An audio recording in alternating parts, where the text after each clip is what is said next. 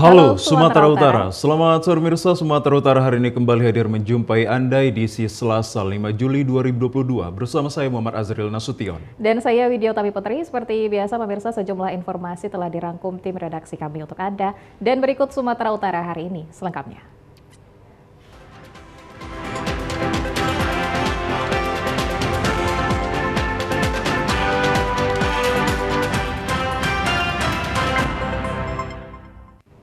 Pemirsa, di informasi yang pertama, Presiden Republik Indonesia Joko Widodo direncanakan tiba sore ini di Medan karena akan melakukan sejumlah kunjungan kerja di wilayah Sumatera Utara.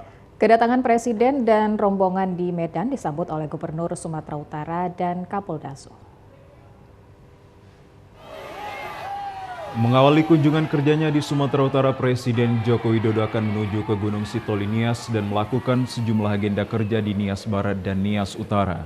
Usai kunjungan kerjanya di Kepulauan Nias, hari kedua kunjungan kerja Kamisnya pada tanggal 7 Juli 2022, Presiden berencana mengunjungi Pasar Petisah Medan bersama Gubernur, Wali Kota, dan Dandim serta Kapolres dalam rangka memberikan bantuan berupa uang tunai kepada 100 orang penerima PKH dari Kementerian Sosial. Selain itu, ratusan penarik becak di Medan turut mendapatkan bantuan dari Presiden Republik Indonesia. Siang harinya, Presiden bersama rombongan akan meninjau PPKS Rispa di Jalan Brigjen Katamso. Usai mengunjungi PPKS, Presiden akan melakukan peresmian revitalisasi Lapangan Merdeka Kota Medan. Terkait dengan harga nasi yang sedang dilangsungkan di Kota Medan, Presiden juga memiliki jadwal untuk menghadirinya sekaligus memberikan penghargaan Mandala Karya Kencana MKK kepada 13 kepala daerah dalam kategori penghargaan inovasi stunting.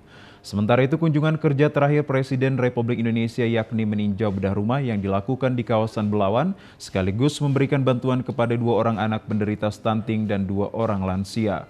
Saat ini sejumlah persiapan terkait kunjungan kerja Presiden RI di Sumatera Utara sudah dipersiapkan dengan matang sehingga dapat berjalan secara baik. Masyarakat Sumatera Utara sudah selayaknya berbangga atas kunjungan kerja Presiden di wilayah Sumut karena akan menjadi perhatian pemerintah pusat dalam hal pembangunan di setiap bidangnya. Pemirsa, Kapolda Sumatera Utara Irjen Pol Panca Putra Simanjuntak mengatakan meskipun tingkat harapan dan ekspektasi masyarakat cukup tinggi terhadap kinerja Polri, namun masih ada yang belum bisa dipenuhi oleh Polri. Ya, Panca Putra Simanjuntak berjanji ke depannya Polri dan seluruh jajarannya di Polda Sumatera Utara akan terus memberikan pelayanan terbaik untuk kenyamanan bangsa dan juga rakyat di Sumatera Utara.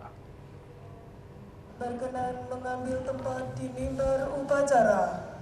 Polri akan terus memberikan pelayanan terbaik kepada masyarakat untuk mewujudkan Polri yang proaktif, cepat merespon setiap permintaan dan pengaduan masyarakat, dan mampu memprediksi setiap kondisi gangguan Kamtibmas yang terjadi, termasuk mampu menjaga situasi Kamtibmas meski dalam situasi yang perlu diwaspadai. Tekad ini disampaikan Kapolda Sumatera Utara Irjen Pol Panca Putra Simanjuntak selaku Inspektur Upacara pada Hari Bayangkara ke-76 di lapangan Mapolda Sumut pagi tadi.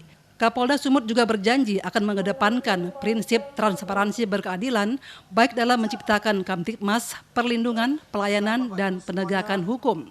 Kapolda Sumut mengatakan untuk memberikan rasa keamanan bagi masyarakat, Polri tidak lagi mengedepankan penegakan secara hukum, namun lebih mengutamakan pendekatan yang lebih humanis dan terbuka.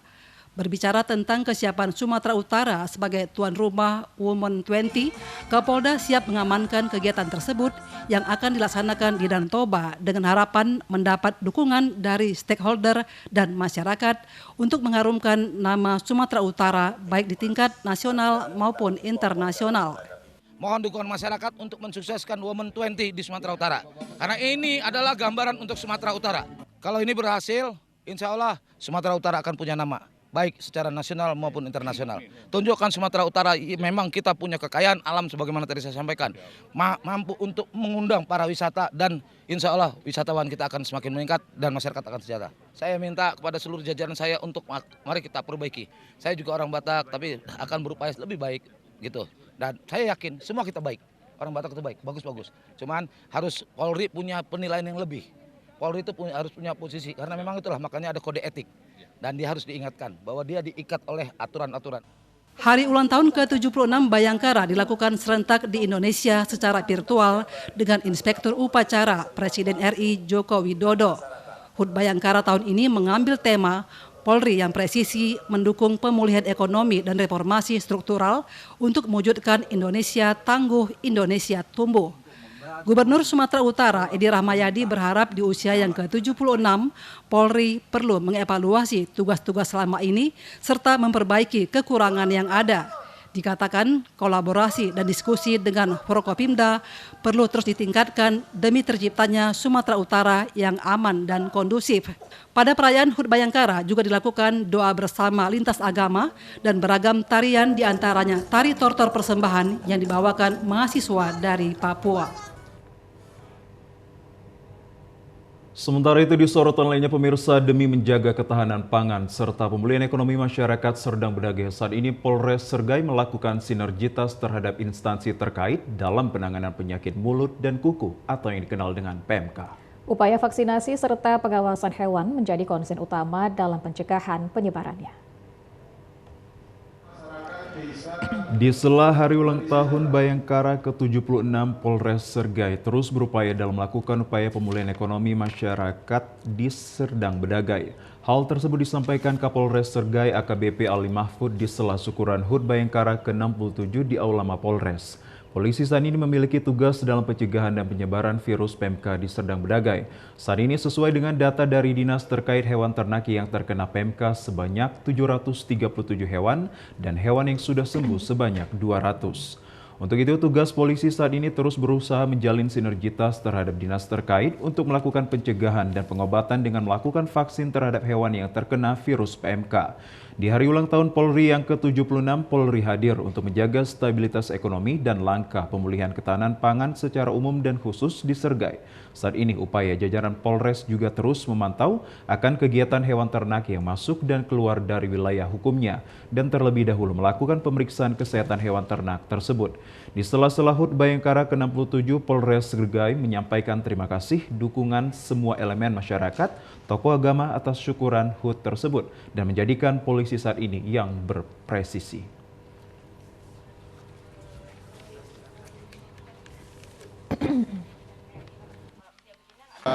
Penanganan masalah PMK, penyakit kuku dan mulut hewan ternak, itu menjadi konsen kami, sehingga kami akan bekerja keras dengan dinas terkait dan segenap anggota masyarakat untuk menangani masalah-masalah yang terkait dengan PMK ini.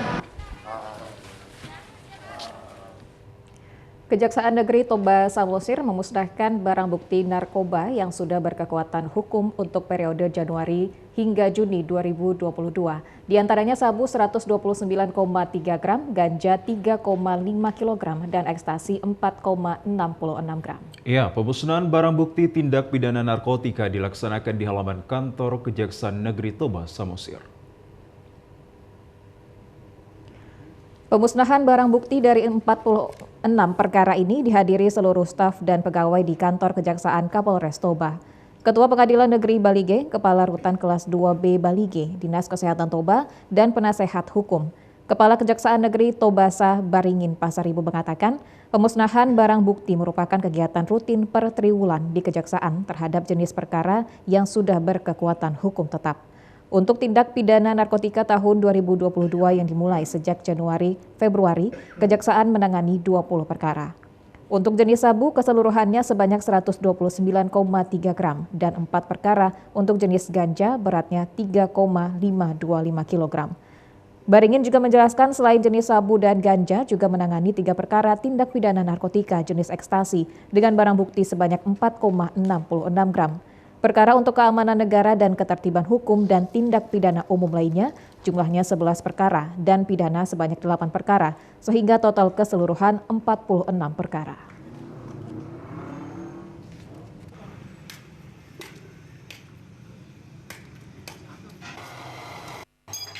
Kejaksaan Negeri Tobasa mengadakan barang bukti sudah inkrah.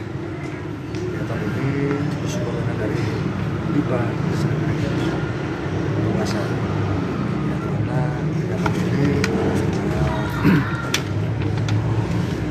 ada 4 jenis barang bukti yang kita musnahkan hari ini. Kita beralih ke informasi lainnya, pemirsa. Sengketa lahan seluas 4 hektar lebih antara warga desa C Semayang, Kecamatan Sunggal dengan PTPN 2 puluhan tahun ini hingga saat ini belum ada penyelesaiannya. Sekitar 80 kepala keluarga hanya mempertahankan hak wilayah para orang tua terdahulu yang telah menduduki lahan tersebut sejak tahun 1952 silam. Lahan seluas 4 hektar lebih yang berada di pemukiman padat penduduk desa C Semayang, Kecamatan Sunggal ini diklaim PTPN 2 merupakan milik perkebunan. Padahal pihak PTPN 2 tidak memiliki hak atas lahan tersebut. Dengan menyewa aparat TNI, pihak PTPN 2 melarang puluhan masyarakat untuk bercocok tanam dengan cara menghentikan alat berat jetor untuk proses penggemburan tanah agar tanaman mudah berkembang. Kondisi ini tentu saja membuat petani takut dan langsung menghentikan alat berat karena diancam akan dilaporkan ke pihak kepolisian. Puluhan masyarakat ini memiliki hak yang jelas, sedangkan pihak PTPN 2 tidak memiliki surat. Karena lahan seluas 4 hektar lebih tersebut merupakan milik PTPN 2 berdasarkan hasil rampasan dari masyarakat. Modus perampasan lahan ini terjadi pada tahun 1965 silam dengan alasan masyarakat yang menguasai lahan dituduh sebagai Partai Komunis Indonesia. Salah seorang warga Paham Surbakti mengatakan dengan menggunakan alat berat bertujuan sebagai proses penggemburan tanah untuk bercocok tanam dan dihentikan oleh pihak perkebunan dengan cara menyewa TNI untuk menakuti masyarakat. Pelarangan penraktoran. Nah, ini lagi masalah. Kalau lagi masalah, kenapa traktor sendiri? Nah, jadi harus bawa traktor ini ke Polres katanya. Nah, jadi janganlah masalah begitulah. Ini kita apakan saja dulu lah, jangan katanya. Jadi lepaskannya traktor kita. Harapan untuk tempat bertani. Nah, tempat tinggal gitu saja, Pak. Berapa tadi prima? Sekitar 80-an lah. 80-an lah. Masyarakat akan melaporkan hal pengancaman yang dilakukan pihak PTPN 2 ke Mapolres karena hingga saat ini lahan tersebut belum ada penyelesaian dari pemerintah. Ya pemirsa, sejumlah informasi menarik lainnya masih dapat Anda ikuti usai jeda berikut. Totallah bersama kami di Sumatera Utara hari ini.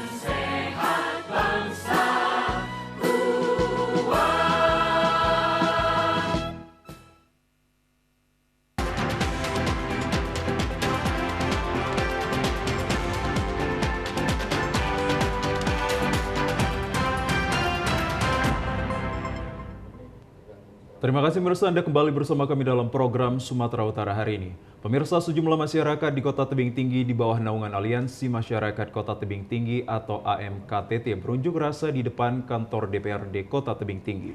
Unjuk rasa terkait dugaan maraknya pungli di Dinas Perhubungan Kota Tebing Tinggi. Aliansi Masyarakat Kota Tebing Tinggi ini berunjuk rasa di depan kantor DPRD Kota Tebing Tinggi menuntut pimpinan DPRD untuk memanggil Kepala Dinas Perhubungan Kota Tebing Tinggi terkait dugaan pungli pada penertiban parkir yang ada di Kota Tebing Tinggi. Hal itu disampaikan Ketua AMKTT Kota Tebing Tinggi Dian Adi Perdana Isa pada saat berunjuk rasa di depan kantor DPRD Kota Tebing Tinggi. Dian meminta fungsi DPRD sebagai pengawasan pada setiap OPD termasuk. Ya pemirsa, kita beralih ke informasi selanjutnya. Untuk pencegahan mewabahnya penyakit mulut dan kuku PMK di Sumatera Utara, khususnya di Kabupaten Deli Serdang, Dinas Pertanian melaksanakan vaksinasi pada hewan ternak berkuku belah seperti sapi. Ya benar sekali, selain vaksinasi bagi peternak yang memindahkan atau menjual sapinya, wajib mengurus surat keterangan kesehatan hewan atau SKKH. Kapolresta Deli Serdang Kombes Pol Irsan Sinuhaji didampingi Wakapolresta AKBP Agus Sugiyarso, Kepala Dinas Pertanian Deli Serdang Rahman Saleh Dongoran, dan para PJU Polresta Deli Serdang meninjau vaksinasi hewan ternak sapi di Desa Sugiharjo, Kecamatan Batangkuis, Kabupaten Deli Serdang. Kapolresta Deli Serdang Kombes Pol Irsan Sinuhaji mengatakan dalam pencegahan penyebaran PMK, pihaknya bekerja sama dengan pemerintah Kabupaten Deli Serdang serta dengan pihak terkait lainnya. Untuk penjualan sapi di Hari Raya Idul Adha, peternak harus mengurus surat keterangan kesehatan hewan atau SKKH dari Dinas Pertanian setempat dan SKKH tersebut tidak dipungut biaya. Bagi masyarakat yang menemukan hewan ternaknya terjangkit ciri-ciri PMK untuk segera melaporkan ke Dinas Pertanian dan diharapkan jangan melepas ternaknya. Diupayakan untuk melakukan karantina dan tidak menyatukan dengan hewan yang sehat agar terhindar dari penularan. Ada juga syarat-syarat ketentuan yang harus dimiliki oleh para peternak dalam rangka dia menjual ternaknya. Harus punya izin SKH gitu yang dikeluarkan oleh pejabat otoritas veteriner. Kita bangun pos, penyekatan antara batas keluar masuk antar kabupaten. Di situ yang melakukan tugasnya adalah dari rekan-rekan dari TNI Polri dan juga dari Dinas Peternakan, dari PPN. Pokoknya semua yang terrangkum dalam SK Bapak Bupati dalam rangka pencegahan PMK ini. Kepala Dinas Pertanian Kabupaten Deli Serdang Rahman Saleh Dongoran mengatakan, sebelum divaksinasi, sapi milik warga ini diperiksa oleh petugas agar benar-benar sehat dan tidak ada indikasi terjangkit PMK. Karena persyaratan untuk vaksinasi adalah sapi yang tidak ada gejala PMK atau sudah terjangkit. Sementara itu menjelang Hari Raya Idul Adha, Dinas Pertanian sudah melakukan sosialisasi kepada panitia kurban terkait tata cara pemotongan sapi, seperti membuat lubang tempat menanam darah, kotoran, atau isi perut sapi, agar tidak membuang atau mencuci bagian dalam sapi di sungai. Dinas Pertanian juga mengingatkan masyarakat yang menerima daging sapi untuk langsung merebus dan jangan dimasukkan di kulkas atau freezer, serta kantong plastik tempat daging langsung dibakar.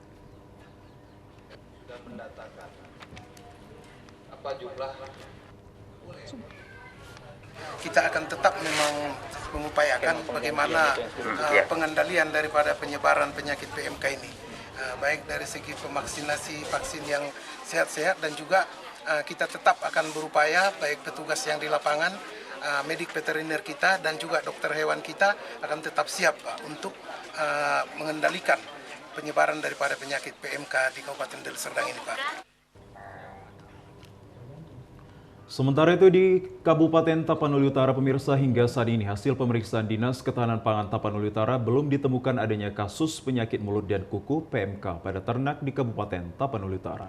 Namun sebagai langkah antisipasi telah dibentuk Satgas PMK dengan melibatkan unsur Polri dan TNI.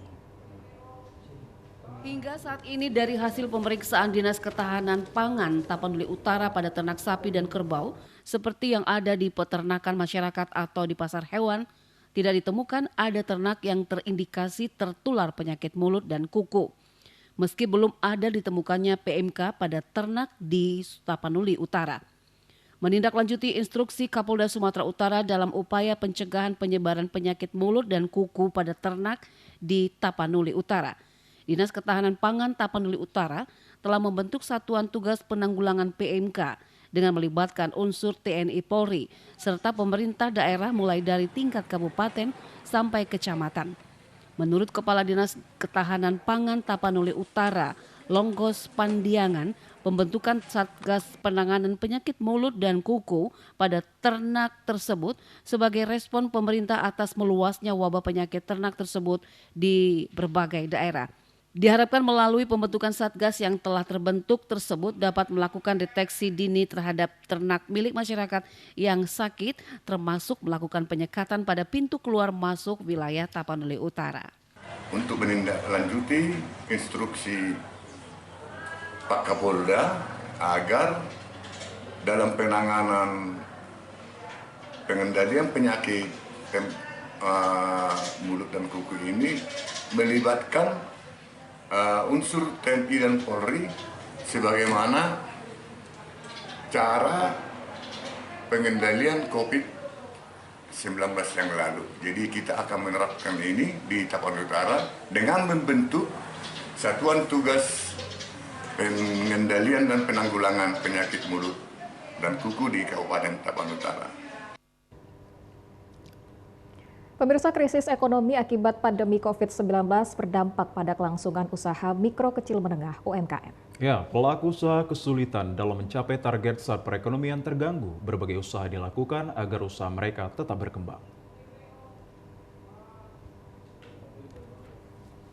Pelaku usaha mikro kecil menengah UMKM menjadi salah satu sektor yang sangat merasakan dampak dari pandemi COVID-19. Dampak tersebut dengan menurunnya pendapatan para pelaku usaha dan mengurangi jumlah tenaga kerja yang dimiliki. Untuk membangkitkan usaha yang sempat terpuruk saat pandemik, pelaku usaha mulai bangkit kembali. Salah satunya seperti yang dilakukan pelaku usaha Fitri Wahyuni yang memiliki usaha pizza dan abon dengan merek Abon Mak Kido. Pelaku usaha Fitri Wahyuni berlokasi di Dusun 6, Komplek Cendana Asri, Blok C, nomor 2C, Mencirim Sunggal, Kabupaten Deli Serdang. Ia membuat pizza dan kulit pizza setiap harinya sesuai dengan jumlah pemesanan. Kulit pizza diproses dengan cara di oven, kemudian didinginkan di lemari es dan siap untuk dipasarkan. Selain itu, ia juga membuat pizza goreng dengan rasa keju mozzarella dan ayam jamur dengan harga Rp30.000 per kotak. Sementara abon dikemas setiap 50 gram, kemudian dipasarkan. Untuk mengembangkan usahanya, ia mendapatkan bantuan peralatan dari Desperindak Sumatera Utara dan Dinas Koperasi Deli Serdang. Fitri Wahyuni membuka usahanya sejak 2018 lalu, namun sempat vakum karena pandemik COVID-19. Saat itu, ia mulai bangkit kembali untuk mengembangkan usahanya. Sebelum pandemik, ia bisa mendapatkan omset yang cukup lumayan. Namun, ia tetap bersyukur karena masih mendapatkan penghasilan dari berjualan. Kami mulai usaha kami ini sejak Desember 2018. Pada saat pandemi, ini berdampak pada usaha kami. Usaha abon itu sempat berhenti 3 bulan. Kemudian banyak perhatian dari pemerintah pada masa pandemi, dibuat pelatihan, dibuat bantuan. Kami mendapatkan bantuan berupa mixer untuk adonan pizza dan abon. Kemudian ada juga spinner untuk pengering abon. Fitri Wahyuni berharap ke depan perekonomian bisa terus membaik. Seiring dengan melandanya kasus COVID-19 di Kota Medan, sehingga pelaku usaha dapat menjalankan usahanya secara normal. Di sorotan lainnya pemirsa, pengumuman hasil pendaftaran PPDB SMP Negeri di Kota Medan besok dilaksanakan secara serentak di Kota Medan. Dilakukannya pengumuman hasil pendaftaran PPDB SMP Negeri di Kota Medan menyusul pukul 23:59 waktu Indonesia Barat atau dini hari tadi pendaftaran telah ditutup. Di Kota Medan esok hari secara serentak pengumuman hasil pendaftaran PPDB SMP Negeri akan dilaksanakan oleh SMP Negeri yang berjumlah 45 SMP Negeri dan 3 SMP Negeri terbuka. Pengumuman hasil pendaftaran PPDB SMP Negeri ini akan dilakukan secara online yang terhubung langsung dengan Satuan Pendidikan SMP Negeri yang ada di Kota Medan. Salah satu SMP Negeri di Kota Medan yang sampai hari ini masih tampak ada kegiatan di posko PPDB adalah SMP Negeri 37 Medan yang berada di Jalan Timur, Kecamatan Medan Timur. Para petugas posko masih bersiaga jika ada hal-hal yang perlu dibutuhkan oleh panitia PPDB secara online oleh Dinas Pendidikan Kota Medan. Pihak SMP Negeri 37 Medan menyatakan pengumuman hasil pendaftaran PPDB SMP Negeri akan dilaksanakan esok hari. Penetapan jadwal hasil pengumuman tersebut juga sebelumnya telah dijadwalkan pada baliho penerimaan peserta didik baru pada satuan pendidikan masing-masing di Kota Medan. Di SMP Negeri 37 Medan untuk tahun pelajaran 2022 hingga 2023, jumlah CPDB yang akan diterima 192 CPDB terdiri atas jalur zonasi, jalur afirmasi, dan jalur perpindahan tugas orang tua atau wali serta anak guru maupun jalur prestasi. Hingga penutupan pendaftaran PPDB secara online pukul 23:59 waktu Indonesia Barat atau dini hari tadi, jumlah pendaftar CPDB di SMP Negeri 37 Medan sekitar 258 orang. Namun menurut pihak SMP Negeri 37 Medan, jika kuota beberapa jalur seleksi ada yang belum tercapai, maka akan diambil kuotanya dari jalur zonasi.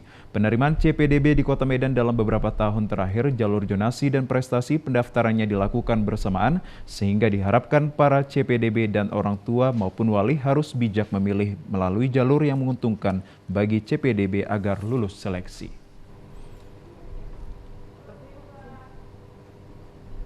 Beragam informasi menarik lainnya dapat Anda ikuti usai jeda berikut. Tetaplah bersama kami akan segera kembali.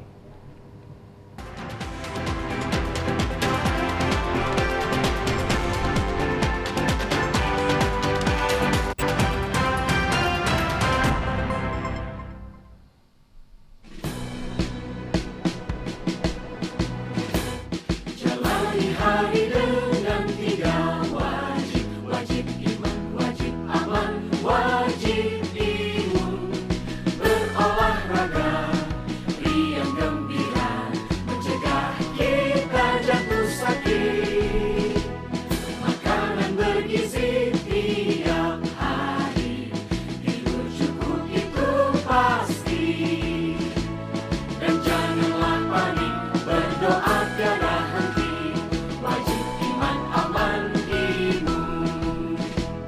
Pakailah maskermu, jagalah jarakmu, cuci tanganmu selalu. Kita raih bahagia dengan iman, aman, imun. Badan sehat, bangsa kuat. Kita raih bahagia dengan iman, aman, imun. Badan sehat, bangsa kuat.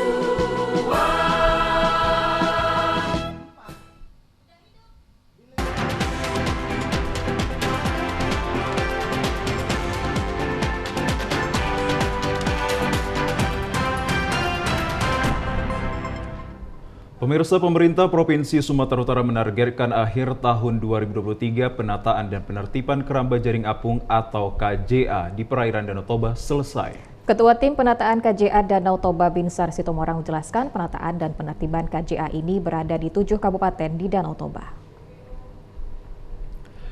Ketujuh kabupaten itu adalah Kabupaten Toba, Kabupaten Samosir, Kabupaten Karo, Kabupaten Tapanuli Utara, Kabupaten Simalungun, Kabupaten Humbang Hasundutan, dan Kabupaten Dairi. Dijelaskan Binsar di kantor gubernur kemarin, seluruh kabupaten di kawasan Danau Toba itu sudah dikeluarkan surat gubernur harus mendominasi produksi 10.000 ton per tahun. Dialokasikan per kabupaten, penataan dan penertiban ini tidak saja dilakukan kepada KJA milik warga ataupun perorangan, tapi berlaku kepada KJA dikelola oleh perusahaan atau korporasi yang beroperasi di kawasan Danau Toba. Ditegaskan sampai tahun 2023 yang tidak bisa membersihkan dan menertibkan atau menata lebih baik ada sanksinya. Binsar mengatakan Dinas Lingkungan Hidup Sumut akan bekerja sama dengan pakar lingkungan berasal dari LIPI dan ITB untuk membahas layak atau tidak KJA dengan produksi 10.000 per tahun per kabupaten. Binsar menyampaikan kalau dari segi bisnis perikanan tentu ingin lebih besar, namun akibatnya danau nanti lebih rusak, inilah sebabnya harus ditata ulang. Dengan itu, kata Binsar, Pemprov Su akan mengambil tindak lanjut dari kajian tersebut untuk melakukan penataan dan penertiban KJA di Danau Toba yang bekerja sama dengan Polda Sumatera Utara, Kodam 1 Bukit Barisan, Pegarisan dan Kejati, Sumatera Utara.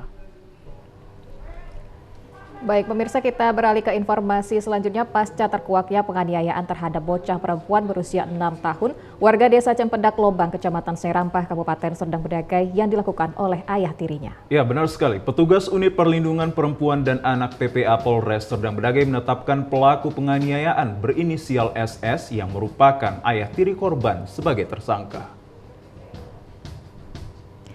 Selain itu, petugas juga mendalami dugaan keterlibatan ibu kandung korban berinisial SA dalam kasus penganiayaan tersebut. Demikian disampaikan Kapolres Serdang Bedagai AKBP Ali Mahfud saat diwawancarai terkait dugaan kasus penganiayaan anak di bawah umur berusia 6 tahun berinisial ANP. Sejauh ini sebanyak 8 orang sudah dimintai keterangan sebagai saksi untuk mencari motif dan siapa saja pelaku yang terlibat dalam penganiayaan terhadap korban. Hingga saat ini, selain sudah melakukan penahanan dan menetapkan ayah tiri korban sebagai tersangka, petugas juga mendalami dugaan keterlibatan ibu kandung korban, di mana dari tanda-tanda kekerasan dan bekas luka yang dialami korban diduga sudah dilakukan berulang kali dan sudah sejak lama terjadi.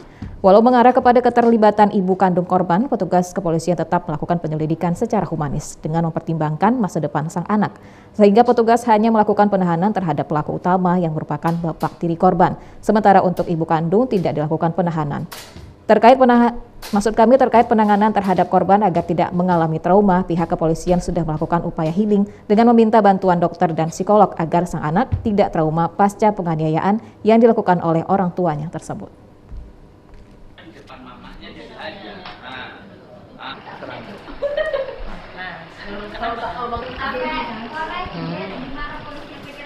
Mungkin ya, tapi rasaku yang luka di dan ini kan. Jadi kebijakan kami tetap melanjutkan penyelidikan terkait dengan kasus ini karena tidak menutup kemungkinan orang tua dari anak ini yang ibunya juga terlibat karena kasus ini terulang dan sudah lama. Dilihat dari tanda-tanda penganiayaan, bekas-bekas penganiayaan. Sehingga kegiatan penyelidikan kami selain menetapkan bapak tirinya sebagai tersangka, kemudian penyelidikan juga kami lanjutkan ke mungkin ibunya. Namun demikian kami tetap lakukan secara humanis karena apa?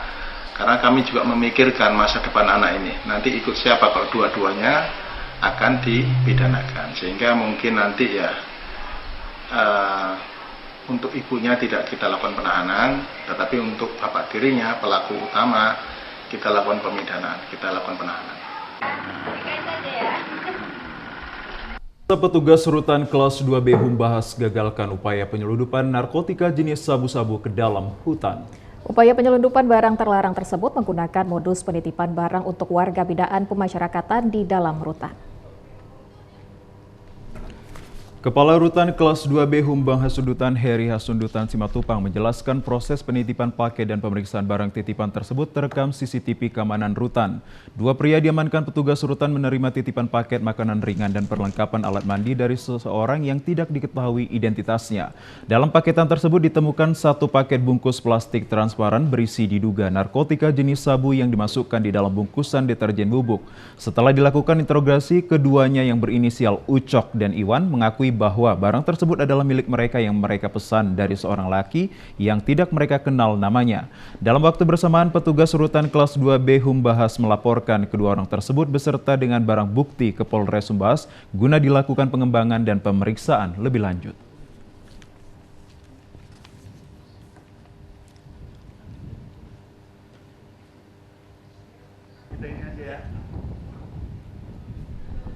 Dari informasi dari pihak kepolisian dan juga pengakuan dari warga binaan itu sekitar 5 gram.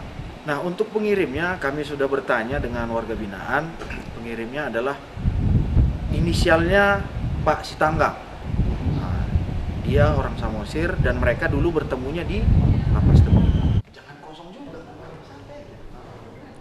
Melihat kasus pelanggaran terhadap hak anak di Kabupaten Karo sudah sangat tepat memiliki sebuah lembaga perlindungan anak yang berbasis masyarakat. Ya, kehadiran lembaga perlindungan anak di Kabupaten Karo diharapkan mampu menjadi mitra pemerintah dan masyarakat dalam mencegah kasus kekerasan terhadap anak.